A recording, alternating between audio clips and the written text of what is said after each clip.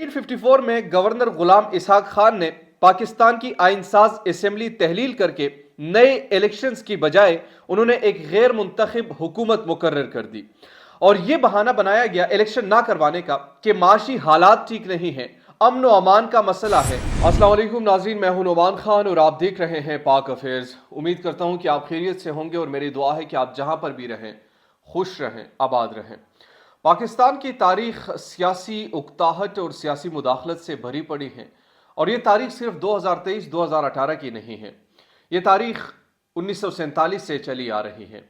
कब, किस मोड़ पर, किसने क्या साजिश की, सब कुछ रोज़े रोशन की तरह आया है।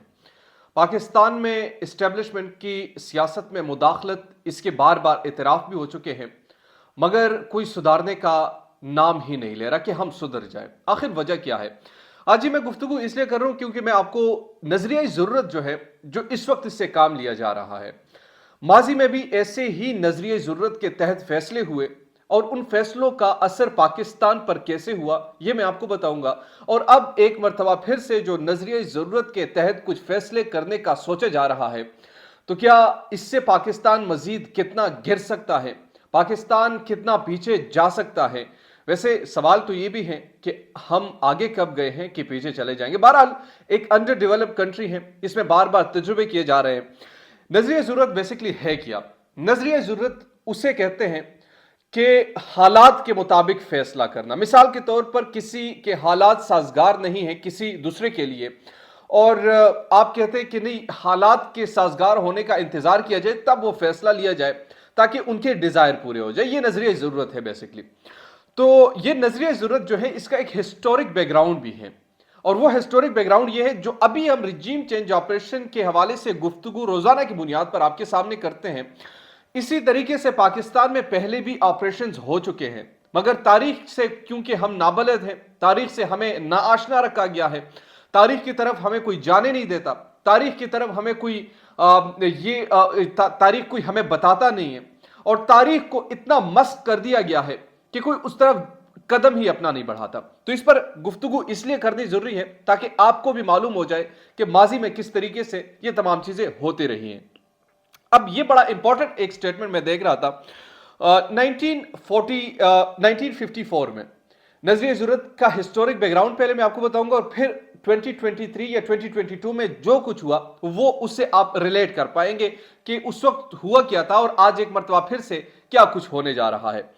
1954 में गवर्नर गुलाम इसहाक खान ने पाकिस्तान की आइन साज असेंबली तहलील करके नए इलेक्शंस की बजाय उन्होंने एक गैर मुंतखब हुकूमत मुकर्रर कर दी और यह बहाना बनाया गया इलेक्शन ना करवाने का कि माशी हालात ठीक नहीं है, अमन व अमान का मसला।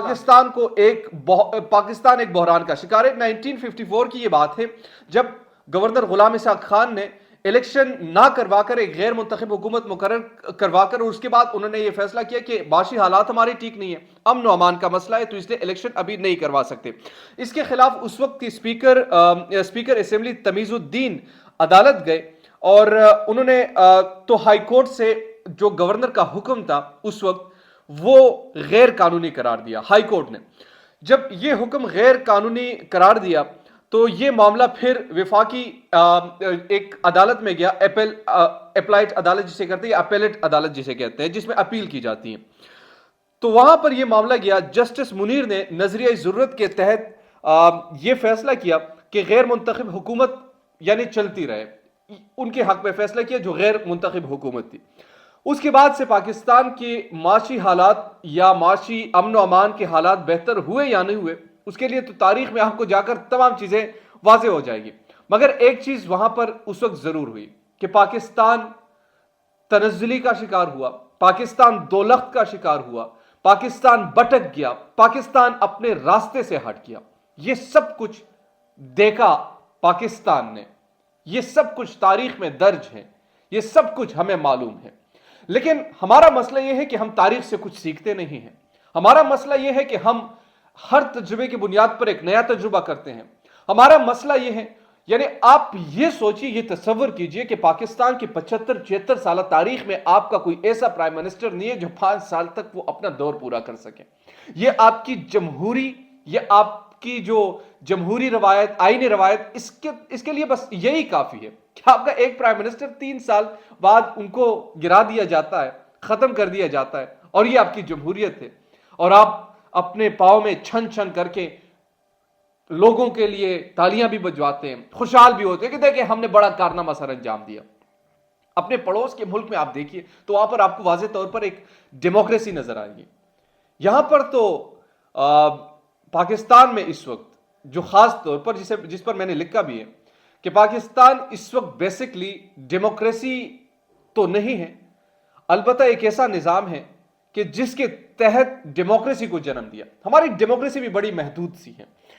اب ہوا کیا، 2023 میں پاکستان تحریک انصاف نے اپنے دونوں اسمبلیز تحلیل کر دی۔ دونوں اسمبلی تحلیل کروا کر گورنر نے ایک غیر منتخب حکومت مقرر کر دی، اور الیکشنز کی تاریخ وہ نہیں دے رہے، نہ الیکشن کمیشن آف پاکستان دے رہے ہیں، نہ گورنر ان کو خطوط لکھ رہے ہیں، یعنی کہ ابھی تک کوئی ارادہ نہیں ہے کہ ہم نے الیکشن کروانے ہیں یا نہیں کروانے۔ اگر کروانے ہوتے تو اب تک آ چکا ہوتا، لیکن مسئلہ یہ ہے کہ نہیں کروانے۔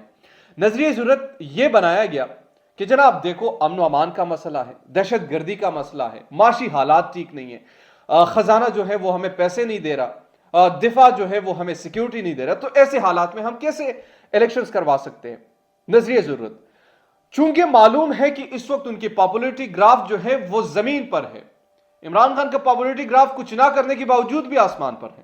نظریہ ضرورت یہ ہے کہ جناب اگر پھر ہم نے الیکشن کروا دیے تو یہ آ جائے گا، پھر اس سے بھی بڑی بات یہ ہے کہ اگر یہ واپس آ گیا تو آپریشن کروا دے گا اس چیز کے خلاف، اس نظریے کے خلاف جو ہر 3 سال بعد ایک کیڑا اٹھتا ہے اور اس حکومت کو روانہ کر دیتا ہے۔